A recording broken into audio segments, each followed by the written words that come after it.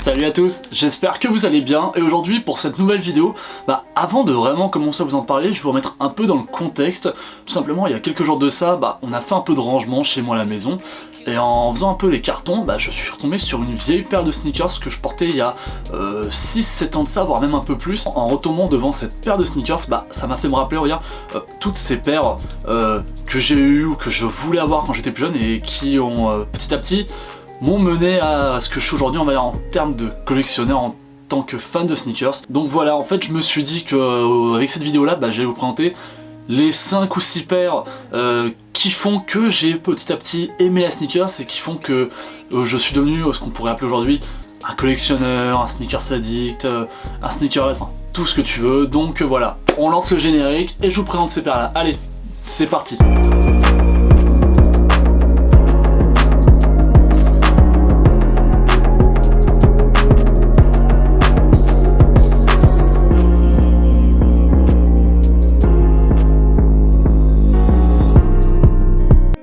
Ok, donc pour ce qui est de la première paire, je vous en ai déjà parlé dans une vidéo un peu plus ancienne, c'était la vidéo débat où on parlait avec Sneaker Seb de la hype et j'en avais parlé, c'était en fin de vidéo, donc pour ceux qui avaient regardé la vidéo jusqu'au bout,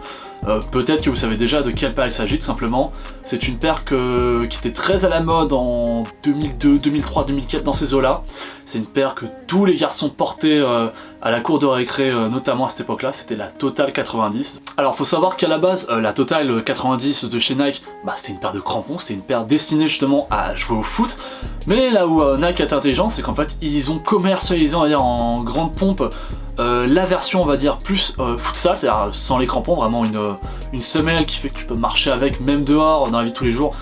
ça passe. Quand je vous dis qu'à l'époque, tout le monde voulait cette paire, c'est vraiment tout le monde voulait cette paire, enfin du moins chez les petits garçons, on la voulait tous, tout le monde la voulait, je l'ai voulu. C'est la première fois de ma vie que, on va dire, j'ai fait chez mes parents, que je leur ai dit je veux ça, je veux ce vêtement. Puis on va pas se mentir, c'est vrai qu'à l'époque, quand la Total 90 est sortie, qu'elle est devenue à la mode, je devais avoir entre 8 et 10 ans. Et très honnêtement, je pense que comme beaucoup de personnes à cette époque-là, ou comme beaucoup de personnes à cet âge-là, les vêtements, même les chaussures, tu t'en fous en fait. La plupart du temps, c'était les parents, même très souvent, c'était ta mère en général qui t'habille. Puis en général, toi, juste tu prends les vêtements, tu les enfiles et puis basta quoi. Donc voilà, c'est vrai que c'est la première fois de ma vie que j'avais dit à mes parents je veux cette paire là, c'est celle-là que je veux vraiment. Je les ai vraiment fait chier, je me souviens, pour les avoir. Et moi je me souviens que cette paire là, à l'époque, on était allé l'acheter dans un Decathlon ou un Sport 2000, enfin une enseigne dans ce style là. T'allais pas chez Foot Locker courir pour acheter Total 90, non, fallait aller vraiment dans une boutique dédiée au sport. Pour te dire déjà qu'à l'époque, ces paires-là n'étaient vraiment pas considérées comme étant des sneakers, c'était vraiment une chaussure faite dédiée à un sport en particulier, c'était pas fait pour être portée dans la vie de tous les jours. Et je sais pas pourquoi, je sais pas comment en fait cette paire-là a été propulsée de la sorte. Et quand je vous dis que je pense que la plupart des garçons qui avaient à peu près mon âge dans cette partie-là des années 2000, je pense que vous aussi vous avez eu votre Total 90 ou que vous aussi vous avez fait chez vos parents dans l'espoir d'en avoir une. Donc je pense que je peux quand même inclure cette paire là dans le classement, enfin dans la vidéo, même si c'est pas à proprement parler une sneakers. Mais je l'inclus quand même parce que c'est vrai que c'est la première fois de ma vie que j'ai fait chez mes parents, que j'ai dit à mes parents, cette paire là je la veux. Ok, donc pour la deuxième paire, on va faire un grand bond dans le temps puisqu'il y a un petit peu moins de 10 ans qui sépare cette paire là de la Total 90 que je vous ai parlé précédemment. Cette paire là, pour vous dire, en fait c'est une Jordan, c'est la première Jordan que j'ai eue de ma vie, et c'est la première fois aussi que je m'achetais une paire pour le coup. Et en fait pendant très longtemps j'avais complètement zappé que c'était une Jordan dans ma tête, j'étais persuadé que c'était une Nike. Il s'agissait de la Jordan 1 Pat Black Action, donc voilà, c'est vraiment la paire que je vous montre là, c'est cette paire là que je m'étais acheté. Je m'en souviens, je l'avais acheté à Foot Locker, elle m'avait coûté je crois 120 ou 130 euros, je l'avais payé avec l'argent de mon anniversaire. Donc c'est vrai que c'est la première fois vraiment que je me disais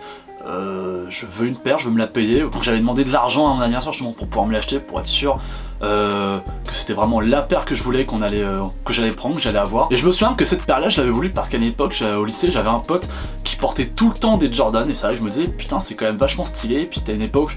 où j'écoutais beaucoup de rap français et à l'époque on parlait dans les textes de rap français, on parlait énormément de Jordan. Donc en fait je me suis fait influencer, je me suis fait retourner crâne et je m'étais dit putain ce serait quand même sympa que j'ai une petite Jordan quand même à porter dans la vie de tous les jours. Et donc moi j'étais parti sur le modèle de Jordan 1 parce qu'à l'époque les Jordan 3 ou 4 c'était beaucoup plus cher et c'était un peu plus compliqué on va dire à trouver, même chez Foot Locker, il n'y en avait pas tant que ça et il n'y en avait pas beaucoup qui me plaisaient, donc j'étais parti sur ce modèle là qui était très sobre, hein, comme vous pouvez voir, vraiment tout en noir avec juste la semelle un peu translucide avec cette couleur un peu verte. À l'époque moi je pensais qu'elle était un peu glow in the dark, à l'époque je pensais qu'elle brillait dans le noir, en fait pas du tout, en fait c'est vraiment juste pour faire joli, donc bon, un petit peu déçu sur ce coup là. Et en fait cette paire là, bah, entre guillemets je l'ai toujours, mais en fait je l'ai donné à mon grand-père pour qu'il en fasse des travaux avec, parce qu'à un moment donné je la portais plus du tout, je l'avais un peu défoncé, donc je me disais aucun intérêt que je la garde. Et il l'a toujours aujourd'hui, hein, à chaque fois que je passe lui dire bonjour, je la vois, elle est encore plus défoncée qu'avant, elle est vraiment pour le coup irrattrapable, je vous le dis. Hein. Ensuite en troisième paire, c'est la paire dont je vous parlais en début de vidéo, cette paire que j'ai retrouvée il y a 2-3 jours de ça dans les cartons. Alors pour vous la remettre un peu en contexte, cette paire là c'est une des premières paires que j'ai achetées lorsque j'ai commencé à travailler, à gagner ma vie. Et pareil en fait c'est aussi une époque où la Jordan était vraiment très à la mode, mais bon pas les modèles qu'on connaît aujourd'hui. Et donc en fait simplement c'est une paire que j'avais achetée je crois bien chez JD Sport à l'époque. C'est à l'époque où JD commençait vraiment à s'implanter en France, si je dis pas de bêtises, ou alors du moins JD venait en tout cas d'arriver dans le centre commercial à proximité de chez moi, donc c'est comme ça que j'ai découvert la boutique et c'est comme ça que j'avais découvert la paire. Et donc il s'agit d'une Jordan Son of Mars Low Black Grape, et comme vous pouvez voir elle est défoncée. On va faire un petit tour quand même pour montrer comment elle est aujourd'hui.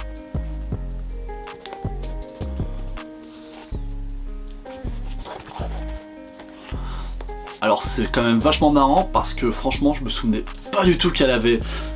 cette allure là, et c'est vrai que quand je la revois aujourd'hui, en fait je me rends compte que cette paire là, au même titre que la SpiceX, c'est des hybrides de tout ce qu'en général on aime bien dans les modèles rétro, les modèles mythiques de chez Jordan. Je veux dire, là on retrouve quand même l'Elephant Print de la Jordan 3, on l'a aussi là en noir mais qui est franchement beaucoup moins visible et qui est beaucoup plus fatigué. On retrouve la grosse semelle d'une Jordan 5, là on a cette partie là qui me fait penser moi, c'est à l'arrière d'une Jordan 4, on a toute cette shape là moi qui me fait penser, c'est à la shape d'une Jordan 6, et la semelle moi je trouve me fait quand même vachement penser à une semelle de Jordan 4, donc voilà, franchement c'est assez marrant de se dire que c'est une paire que j'ai achetée vers 2013 je crois, quand j'ai commencé à travailler, donc ça doit être ça, 2013-2014. Et vraiment, mais cette paire là en fait, c'est vraiment une hybride de toutes les Jordan entre autres que j'aime aujourd'hui, dans le sens où la Jordan 3 vous savez très bien que j'adore cette paire, la Jordan 4 c'est une modèle que j'aime beaucoup, la Jordan 5 avec les pantalons larges que je porte aujourd'hui, je commence de plus en plus à l'apprécier, donc franchement c'est quand même assez marrant, comme quoi en fait c'est pas un hasard, tu vois, en fait j'étais un peu conditionné déjà depuis très longtemps. Et franchement c'est une paire vraiment sympa. Alors je sais que ce genre de paire là sur Vinted ça se trouve très facilement, vous tapez Son of Mars ou même Jordan SpiceX, vous allez en trouver des vraiment sympas à des petits prix, donc voilà, faut juste après c'est se dire que c'est des hybrides, hein, voilà, il y a un peu tout. Je sais que la SpiceX tu vas retrouver la cage des Jordan 5 ou des Jordan 4 aussi, donc voilà, franchement si ça vous intéresse, allez les voir parce que ça peut être des modèles un peu sympas, et surtout ces modèles, sur ce coup là vous allez vous démarquer parce que c'est des modèles qu'aujourd'hui pas tout le monde ne porte. Alors ensuite pour la quatrième paire on va partir, c'est là sur la première paire on va dire de sneakers qui m'a matrixé sans que je l'ai jamais vu de ma vie, enfin je veux dire je l'ai jamais vu en vrai, je l'ai uniquement vu via les réseaux sociaux, et c'est une paire pendant des années que j'ai cherché, et aujourd'hui je me suis fait un peu une raison en me disant que je l'aurai jamais parce qu'elle est très vieille et elle est très cher aussi. Tout simplement il s'agit d'une Air Max One Dirty Denim, donc c'est une paire qui est sortie en 2003, et très honnêtement cette paire là, ouais je me suis un peu fait une raison en me disant que je l'aurais probablement jamais, déjà parce que c'est une paire de 2003, c'est une paire très rare, et surtout c'est une paire qui cote quand même relativement cher, enfin c'est très variable, je veux dire je suis allé voir sur des sites tels que GOAT ou Flight Club. Alors sur Flight Club il n'y a qu'une seule paire, c'est du 7 US et elle cote à quasiment 1300 $. Et sur GOAT, alors les prix varient davantage, on est plus entre du 400 et là encore du 1300 $, donc franchement c'est beaucoup trop cher pour moi. Vous connaissez mon amour pour les paires en denim, voilà, que ce soit la Air Max One Denim que je trouve très belle, ma Monarch Fader Deck que j'aime beaucoup et qui est très jolie aussi, Mais bon, voilà, ce sera peut-être pour une prochaine fois, ou pire jamais, c'est pas grave, comme on dit, c'est le jeu. Alors pour la 5e paire, là encore c'est une paire que je n'ai jamais eue, et très honnêtement, c'est l'une des paires que je rêve le plus d'avoir dans ma collection. Cette paire là aussi, c'est via les réseaux sociaux que je l'ai découverte, et franchement quand je l'ai vue, celle-là aussi, elle m'a retourné le crâne. Je suis devenu comme un dingue quand je l'ai vue, je l'ai cherchée pendant des mois. Encore aujourd'hui, je la cherche à un bon prix et surtout dans un bon état. Elle est sortie à l'occasion de la fête nationale des États-Unis, donc il s'agit de la Air Max 90 Independence Day. Et moi franchement, je me focus sur le coloris blanc que je trouve vraiment terriblement efficace, je le trouve vraiment beau, et je pense que ça c'est le genre de paire franchement presque intemporelle. Je pense que tu peux la porter encore aujourd'hui, je pense que c'est une très belle paire, je pense qu'elle a de très bons matériaux, et oui, très honnêtement c'est vraiment une paire que je rêve de pouvoir acheter, que je cherche vraiment sans relâche sur internet. Je l'ai pas encore trouvé à un bon prix. Ça doit faire 6 ans que j'ai découvert cette paire, ça fait 6 ans que je la cherche. Je la trouve vraiment magnifique. À un moment donné où j'avais réussi à acheter une Air Max 90 Hyperfuse en coloris blanc, donc c'est vraiment ce qui s'en rapprochait le plus. Mais c'est une paire qui, je pense, niveau matériaux, elle n'a rien à voir avec l'Independence Day, parce que cette Hyperfuse là, elle se salissait très vite, énormément, elle vieillissait très mal. Pour moi, j'aime énormément cette paire, donc voilà, c'est vrai que cette paire là, je rêverais de l'avoir dans ma collection, et même si elle devait être dans une mauvaise qualité,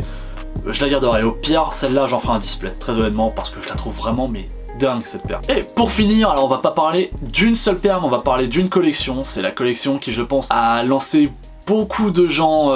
dans le game de la sneakers, moi compris. Tout simplement, il s'agit de la collection The Ten, designée par Virgil Abloh pour Nike. Donc voilà, très honnêtement, cette collection-là, elle a cassé internet. Je pense, elle a retourné le crâne de beaucoup de gens. Comme je l'ai dit, moi compris, je me souviens, j'avais fait toutes les raffles possibles, j'ai tout tenté, j'en ai pas eu une seule pendant très longtemps, hein. Comme vous savez, la première que j'ai eue, moi c'était la 90